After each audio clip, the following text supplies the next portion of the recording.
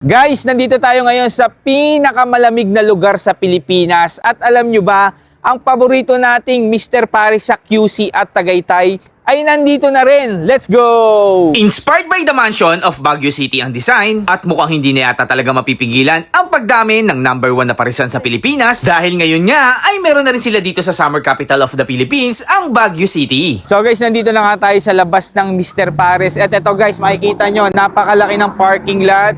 Siguro more than 40 cars ang kasya dito. And then meron na rin ang Mr. Pares na Mr. Pares Bayanihan Truck. So guys, si Mr. Pares meron na ring mascot. Ayan, si Mr. Pares mascot. Pero para siyang si Minotaur. O sir, boxing.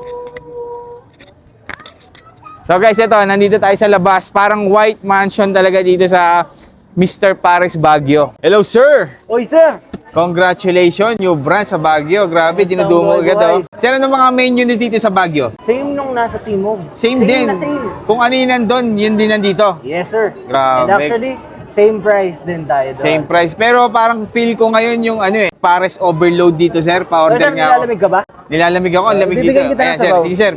Magkano nga yung ganyan, sir? 250 pesos, sir. 250, guys. So, kita nyo naman yung tao dito. Sa Mr. Pares Baguio. Ayan. Napakaraming customer sa kanilang grand opening. Talaga napapatigil yung ating mga dito eh.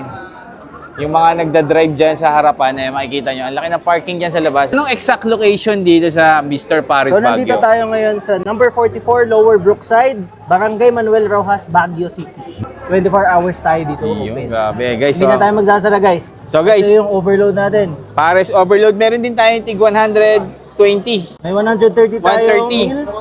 Kung gusto niyo ng beef lang, classic beef pares. Kung gusto niyo ng bagnet tsaka bulaklak, may bagnet bulaklak pares tayo dito. Tapos, ang maganda dito, sir, only... Only rice, only soup, with egg and soft drinks. Meron din ba tayong breakfast dito, sir? Meron tayong breakfast meals dito. Meron tayong breakfast overload running from 5 a.m. to 10 a.m. So, pag-akit kayo ng Baguio, guys, huwag niyong kalimutan pumunta dito sa Mr. Pares Baguio guys. branch. Mr. Pares Baguio. Yan, bagong dadayuhin. Andito na tayo sa summer capital of the Philippines. Yun, So, tama-tama. punta na kayo dito. Alam mo, sir, ito yung pinaka-perfect place magpares para sa akin, Sobra. ha? Oo. Kasi ang lamig, tas yung sabaw, ang init.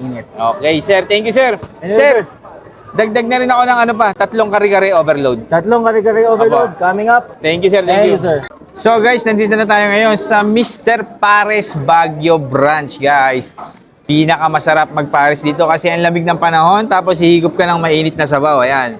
Mr. Pares overload yung in-order natin. Tikman na natin yan. Ito, matagal ko na ito natitikman. Alam ko na yung lasa nito. Ayan, guys, oh. Only rice dito, guys, ha. For as low as 130 pesos, meron ka ng pares. So, itong in-order ko yung may bone marrow, yan. Overload yan. 250. Sarap, ha? Tapos, guys, ito yung nagustuhan ko dito, ha? Yung bawang nila. Totoong bawang na talaga yung ginagamit. Ayan. Real bawang. Fresh na fresh. Harap. Natin. Overload nila, may chicharong bulaklak, may bagnet, may bone marrow, may beef. Halo-halo. Solid.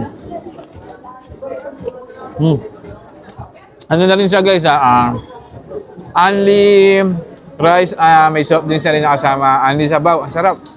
Dahil na kayo dito sa Mr. Pares Baguio, panalo yung guys, oh. Haba ng pila agad, grand opening nila.